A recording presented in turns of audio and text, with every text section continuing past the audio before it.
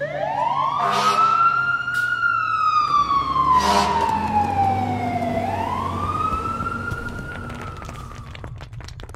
bumi terjadi karena pergerakan lempeng tektonik yang ada di permukaan bumi. Lempeng tektonik adalah bagian dari lapisan-lapisan bumi yang bergerak terus-menerus akibat adanya panas yang berasal dari dalam bumi. Gerakan lempeng tektonik inilah yang menyebabkan adanya patahan atau retakan pada permukaan bumi yang dapat memicu terjadinya gempa bumi. Selain itu, gempa bumi juga dapat terjadi akibat aktivitas vulkanik atau pergerakan batuan yang terjadi di dalam lapisan bumi yang disebut dengan mantel bumi. Hal ini membuat gempa bumi menjadi suatu fenomena alam yang tidak dapat dihindari, namun kita dapat mempersiapkan diri untuk menghadapinya dengan cara meningkatkan kesiapsiagaan dan membangun bangunan yang tahan gempa. Gempa bumi dapat dibagi menjadi beberapa macam berdasarkan penyebab dan sifat getarannya. Di antaranya adalah gempa tektonik. Terjadi akibat pergerakan lempeng tektonik yang menyebabkan terjadinya pergeseran batuan di dalam kerak bumi.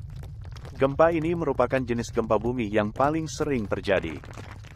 Gempa vulkanik terjadi akibat aktivitas vulkanik yang menyebabkan terjadinya pergerakan magma di dalam bumi.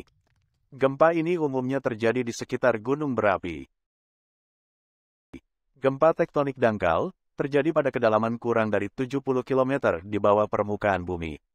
Gempa ini biasanya memiliki getaran yang kuat dan dapat menyebabkan kerusakan yang parah pada bangunan. Gempa tektonik dalam terjadi pada kedalaman antara 70 sampai 300 km di bawah permukaan bumi. Gempa ini umumnya memiliki getaran yang kurang kuat dan jarang menimbulkan kerusakan. Gempa lempeng terjadi akibat pergeseran lempeng tektonik yang berada di dalam laut.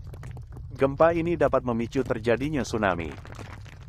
Gempa susulan terjadi setelah terjadinya gempa bumi utama dan dapat berlangsung dalam waktu beberapa jam hingga beberapa bulan setelah gempa utama terjadi.